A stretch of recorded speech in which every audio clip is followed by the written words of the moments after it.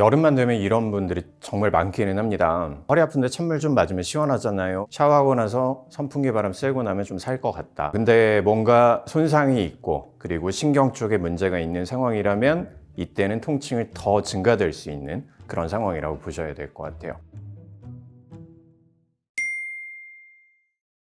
한 3가지 정도의 습관을 제가 좋지 않다라고 말씀을 드려야 될 것 같은데, 첫 번째 말씀드려야 될 부분들은 운동 후에 또는 밖에서 들어왔을 때 바로 찬물로 샤워하는 습관들을 말씀을 드려야 될 것 같아요. 운동을 할 때 근육 주변에 있는 혈관들이 많이 열려 있을 거예요. 이때 차가운 물이 갑자기 내 몸에 자극으로 다가오게 되면 허리가 깜짝 놀랍니다. 혈관이 수축하게 되겠죠. 우리 허리 주변에 있는 근육들은 생각보다 정말 연약하고 자극이 취약한 구조물입니다. 정상적인 상황이 아니라 병리적인 과정이 있을 때는 통증을 더 가속화시킬 수 있기 때문에 순간적인 온도의 변화는 조심해 주셔야 된다. 그러면 어떻게 하느냐? 천천히 미지근한 물로 시작을 해서 온도를 낮춰 가시는 거예요. 그리고 차가운 물은 한 30초에서 1분 내로 빠르게 끊어주시는 것들이 좋습니다. 두 번째, 사실은 이게 제가 말씀드려야 될 조금 더 나쁜 자세라고 봐야 될 것 같은데, 우리 보통 샤워하고 난 다음에 어떻게 하시죠? 밖에 나와서 선풍기 바람을 쐬거나 아니면 에어컨 바람을 쐬고 몸이 약간 젖어 있는 상황에서 바람을 직접적으로 쐬게 되면 그때는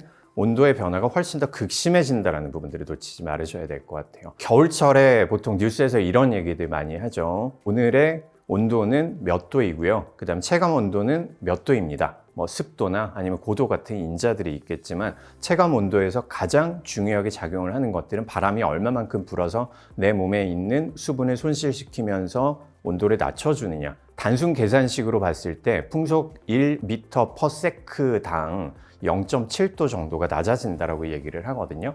예를 한번 들어볼게요. 오늘의 외기 기온이 -5도이다.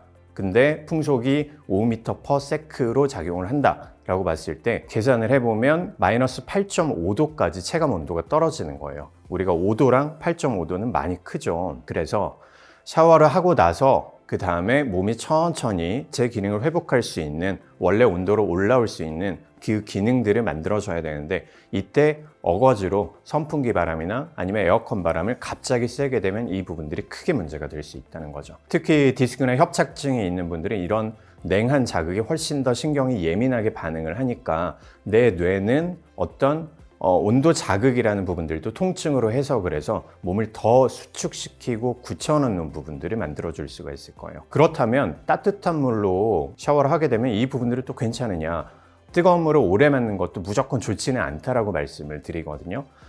대부분 이제 허리가 아프면 뜨거운 물로 오래 지지고 나면 훨씬 더 근육들이 풀어지니까 나아진다라고 생각할 수가 있는데, 문제는 너무 오래라는 부분들이 들어가게 되면 내 몸이 훨씬 더 피로감도 심해지고 그 다음에 기운도 빠지고 근육의 기능을 많이 약화시킨다고 볼 수가 있습니다. 그래서 따뜻한 물 같은 경우에도 온도 같은 경우에는 저희가 한 38도에서 40도 안쪽으로, 어느 정도의 온도냐면 약간 뜨끈하다라고 생각하시면 될 것 같아요. 마찬가지로 30초에서 한 1분 정도, 이 정도만 해주시고 천천히 원래 상태로 돌아가시는 게 가장 중요하다고 말씀을 드려야 될 것 같습니다. 정상적인 상황에서는 내 몸의 온도 센서들이 잘 작용을 하기 때문에 크게 문제가 되지는 않아요. 근데 평소 때 허리가 좀 아팠다 또는 디스크나 협착증의 진단을 이미 받은 적이 있다, 이런 경우에는 허리는 생각보다 차가운 자극과 급격한 온도 변화에 훨씬 더 민감한 부위라는 것들을 꼭 명심을 하시고, 올 여름은 얼마나 시원하냐보다 내 허리가 편안해지는지를 먼저 체크해 보시기 바랍니다.